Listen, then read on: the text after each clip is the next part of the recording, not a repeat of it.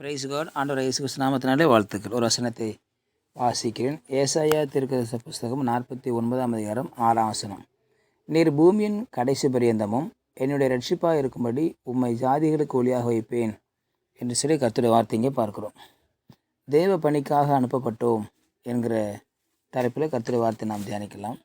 இங்கே யோனா தீர்க்கதரிசி குறித்து நாம் பார்க்கிற பொழுது, யோனா தீர்க்கதரிசி ஆண்டவர் ஒரு குறிப்பிட்ட நோக்கத்திற்காக தெரிந்து கொண்டார். அந்த நோக்கம் என்னவென்றால், நினிவே பட்டணத்திற்கு போக வேண்டும். நினிவே பட்டணத்தில் அக்கிரமம் பெரிதாக இருக்கிறது.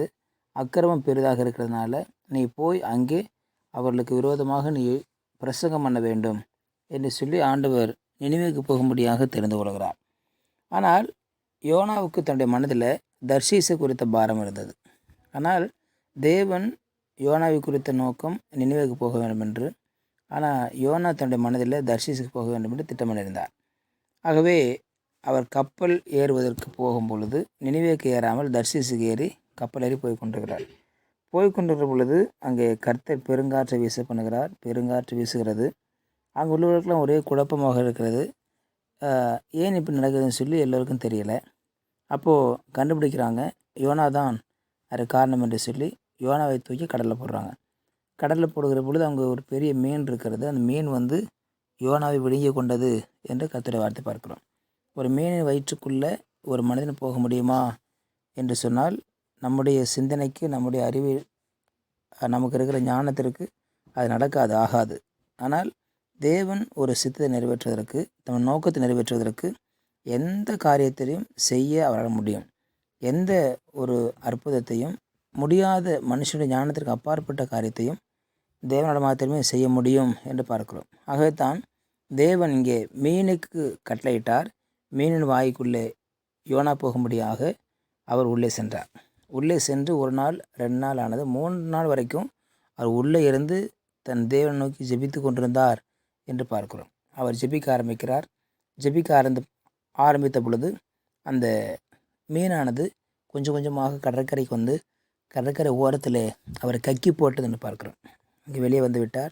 வெளியே வந்த பிறகு ஆண்டவராகிய தேவன் மீண்டுமாய் யோனாவை சந்திக்க விரும்புகிறார். 2ஆம் முறை யோனாவிடத்தில் கர்த்தருடைய வார்த்தை வருகிறதை பார்க்கிறோம்.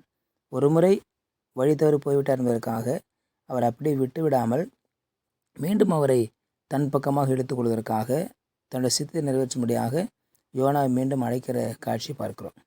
நம்முடைய வாழ்க்கையில் அநேக நேரத்தில் நாம் சொந்த காரியங்களுக்காக சொந்த காரியத்தை செய்ய போகிற பொழுது தேவன் நம்மை அவர் பக்கமாக இழுப்பதற்கு சில காரியங்களை அனுமதிப்பார், சில காரியங்களை செய்கிறார். காரணம், நம்முடைய பார்வை தேவன் பக்கம் திரும்ப வேண்டும் என்று விரும்புவார்.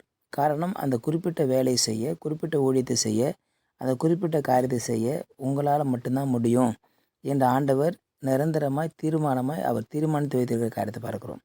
ஆகவே நம்மால் இல்லாமல் அவருடைய ஊழிய இந்த இடத்துல, இந்த பகுதியில், நீங்கள் இருக்கிற பகுதியில் வேறு யாரை கொண்டு செய்ய முடியாது. ஆக தேவன் எந்த இடத்துல, எந்த பகுதியில் உங்களை வைத்து பயன்படுத்த விரும்புகிறாரோ அந்த இடத்துல கர்த்தர் முன்குறித்து வைத்த காரியத்தினால அந்த இடத்துல உங்களை கொண்டு தான் செய்ய முடியும் என்பது அவர் திட்டமாக இருக்கிறது. ஆகவே தான் மீண்டும் போய் யோனா பேசினார். நினிவேக்கு யோனா தான் என்ற தேவன் பார்வையில் திட்டமாக இருந்தது. ஆகவே தான் அவரை நினிவேக்கு கூட்டிகிட்டு போகிற காரியத்தை பார்க்கிறோம். மீண்டுமாய் தேவன் பேசுகிறார். நீ போ என்று சொல்கிறார். உடனே இவர் அங்கே போகிறார். அங்கே அக்கிரமம் பெரிதாக இருந்தது. கர்த்தருடைய வார்த்தை சொல்கிறது, மிருகங்களும் மக்களும் அங்கே உபவாசம் செய்தார்கள் எழுதப்பட்டிருக்கிறது. மக்களும் மிருகங்களும். ஆகவே யோனாவின் பிரசங்கத்தில் அவ்வளோ பெரிய வல்லமை இருந்தது. யோனாவின் பிரசங்கம் மூலமாக ஒரு தேசமே மனம் திரும்புதலுக்காய் வந்தது. ஒரு தேசத்தின் மக்கள் மாத்திரமல்ல, மிருக ஜீவன்களும் அங்கே உபவாசம் செய்தன. வேதத்தில் வேறு எங்கே பார்க்க முடியாது. இங்கே நினைவு பண்டத்தில் மாத்திரமே பார்க்க முடியும்.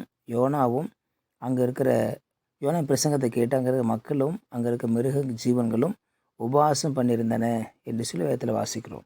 உபவாசம் பண்ணி தங்கள் பாவங்களுக்காக மன்னிப்பு கேட்டு ஜெபிக்கிறார்கள். அப்படி ஜெபிக்கிற பொழுது தேவன் தயவாக நினைவு கூர்ந்து அவருடைய தவறுகளை மன்னித்தார். மன்னித்து அவர்களை பரலோக ராஜ்யத்திற்கு சேர்த்து கொண்டார் என்று சொல்லி பார்க்கிறோம். ஆகவே தேவன் நம் மீது வைத்த அன்பு, தேவன் நம்மை வைத்த நோக்கம், நாம் அவருக்கு தேவை, அவ்வளோதான். நம்மை கொண்டு அவர் என்ன செய்ய விரும்புகிறாரோ நம்மை கொண்டு தான் செய்வார், வேறு ஆள் கிடையாது. ஆகவே தேவனுடைய பணிக்காக அனுப்பப்பட்ட யோனா அந்த பணியை செய்து முடிக்கிற வரைக்கும் அவர் விடவே இல்லை. இன்றைக்கி ஆண்டவர் உங்களை என்ன வைத்திருக்கிற நோக்கம், செய்கின்ற பணி, ஊழியம் செய்து முடிக்கிற வரை கர்த்தர் விடமாட்டார். அவர் நம்மோடு கூட பயன்படுத்த ஆயத்தமாக இருக்க ஜெபிக்கலாம். பரிசுத்த நாளுக்கு ஸ்தோத்திரம். கேட்ட வார்த்தைகள் நன்றி ஆண்டவரே. இந்த வார்த்தைகள் ஒரு கத்திர ஆசிரியப்பராக அவருடைய வாழ்க்கையில் ஊழியங்களில் கத்தர் மிகப்பெரிய காரியத்தை செய்ய முடியாது ஜெபிக்கிறோம். கரை தாழ்த்து இயேசு நாம ஜெபிக்க நல்ல பிதாவே. ஆமேன் ஆமேன். You will be succeeded.